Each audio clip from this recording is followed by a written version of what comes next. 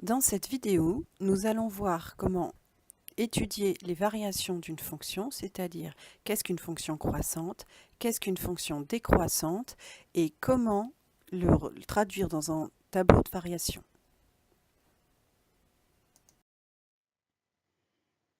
Alors, commençons par l'étude des variations d'une fonction.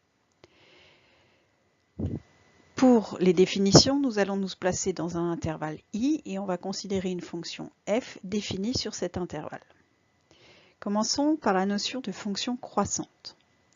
Une fonction f est dite strictement croissante sur un intervalle i si, sur cet intervalle, f de x augmente lorsque x augmente. Autrement dit, f conserve l'ordre. Donc je répète, si x augmente, f de x augmente. C'est-à-dire en notation mathématique, si je prends un petit a plus petit que b, donc là j'ai le x qui augmente, on va de a à b qui est plus grand, alors f de a est inférieur à f de b. Donc si je vais avec des x croissants, alors les images vont être croissantes, dans l'ordre croissant. Graphiquement, ça donne ceci. Si j'ai a plus petit que b, alors f de a est inférieur à f de b. Autrement dit, l'ordonnée du point d'abscisse A est inférieure à l'ordonnée du point d'abscisse B.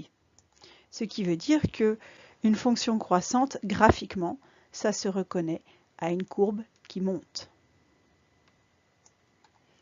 Quand on se déplace vers la droite, bien sûr. Une fonction décroissante. Alors, on dira qu'une fonction f est strictement décroissante sur un intervalle i si, sur cet intervalle, f de x diminue lorsque x augmente. Autrement dit, la fonction f ne conserve pas l'ordre. Cela veut dire que si je prends a plus petit que b, donc si je suis avec les x dans l'ordre croissant, alors leurs images, elles, ont changé de sens. C'est-à-dire que f de a sera supérieur à f de b. Graphiquement, ça veut dire que si je prends a plus petit que b, ça veut dire que le point d'abscisse A est à gauche du point d'abscisse B. L'ordonnée du point d'abscisse A sera supérieure à l'ordonnée du point d'abscisse B. Autrement dit, la courbe va descendre quand on se déplace vers la droite. Donc, graphiquement, une fonction croissante, c'est une fonction dont la courbe monte. Une fonction décroissante, c'est une fonction dont la courbe descend. Ensuite, mathématiquement, une fonction croissante, une fonction telle que si a plus petit que b, alors f de a est inférieur à f de b, elle conserve l'ordre. Alors que la fonction décroissante, c'est si a est plus petit que b, alors f de a est supérieur à f de b. Elle ne conserve pas l'ordre, elle change l'ordre.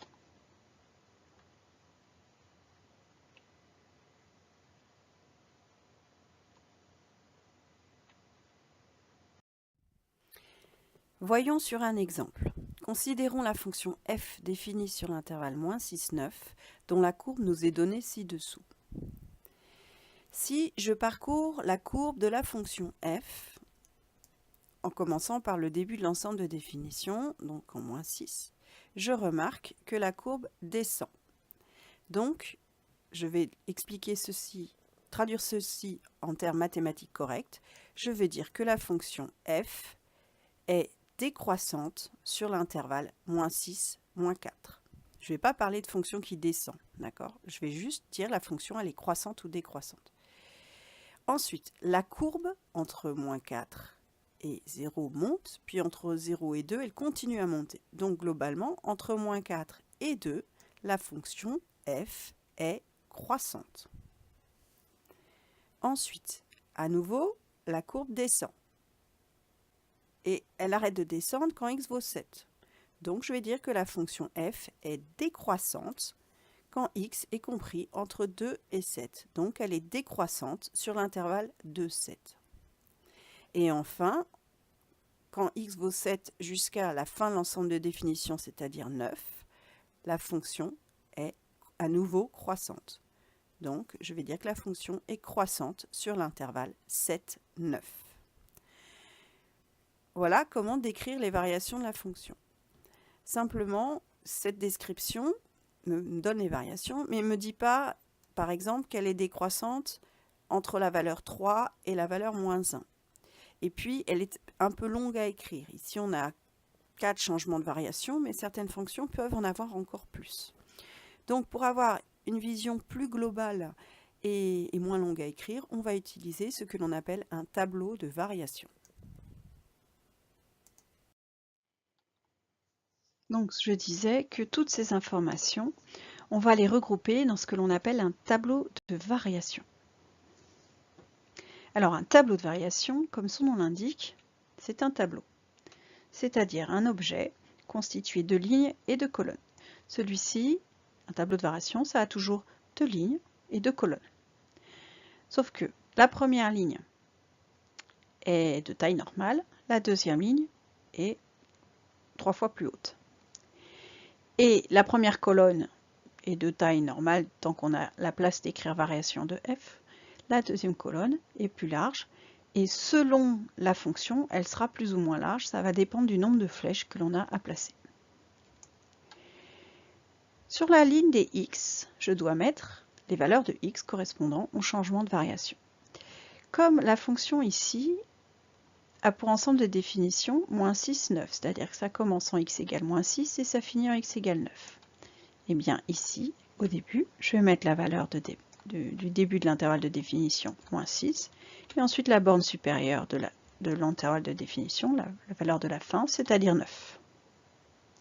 Ensuite, je vais symboliser les variations de la fonction. Quand je suis ici, je commence par descendre. Donc je fais une flèche qui descend. C'est pour cette raison que ma ligne ici doit être assez haute pour avoir la place de mettre ma flèche et en plus on verra tout à l'heure de mettre des nombres au-dessus et en dessous. Donc d'abord une flèche qui descend, ensuite ça monte, donc je fais une flèche qui monte. Ensuite ça descend, donc je fais une flèche qui descend. Et enfin à la fin ça remonte encore, donc je fais une flèche qui monte. Peu importe si ça descend un peu très vite ou très bas, ou monte un peu ou beaucoup, très haut ou pas très haut, toutes mes flèches ici je les fais de la même taille. Ce qui est important, c'est de savoir, là, si ça décroît ici plutôt, ou si ça croît. Ensuite, ici, j'ai x égale -6. Ici, je dois mettre f de -6, l'image de -6. L'image de -6, j'ai -6, l'image de -6, c'est 3. Donc ici, je vais mettre la valeur 3. Ça me dit que ça commence en x égale -6 et que dans ces cas-là, f de -6 égale 3. Ensuite, je remarque que ça décroît jusqu'à ce que x vaille -4. Donc ici, je vais mettre la valeur -4. Or, f de -4, ça vaut -1. Donc ici, je mets la valeur -1. À nouveau, elle croît, on l'a dit, jusqu'à ce que x vaille 2. Donc ici, je mets la valeur 2. Pour f de 2 égale 5. Donc ici, je mets la valeur 5. Ensuite, à nouveau, elle décroît jusqu'à ce que x vaille 7. Donc ici, je mets la valeur 7. Et f de 7 égale 2. Donc là, je mets la valeur 2.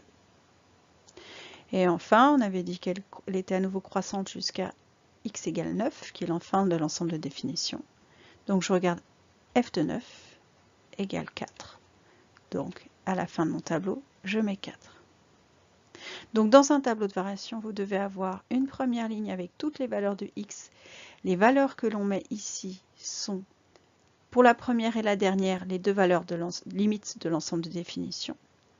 Et pour celles qui sont au milieu, toutes celles de x pour lesquelles il y a un changement de variation. Ensuite, sur la ligne du dessous, où on a les variations de f, je mets les flèches correspondant aux variations et je mets ici les images des réels x écrits au-dessus. F de -6 égale 3, f de -4 égale -1, f de 2 égale 5, f de 7 égale 2 et f de 9 égale 4. Je vous demanderai un soin particulier pour dresser un tableau de variation. Il faut absolument que les nombres, celui-ci et celui-là, soient parfaitement alignés, bien l'un au-dessus de l'autre, identiques là, que l'on sache bien lequel est l'antécédent qui correspond à quelle image. Il faut que en haut et en bas des flèches, il y ait toujours un nombre.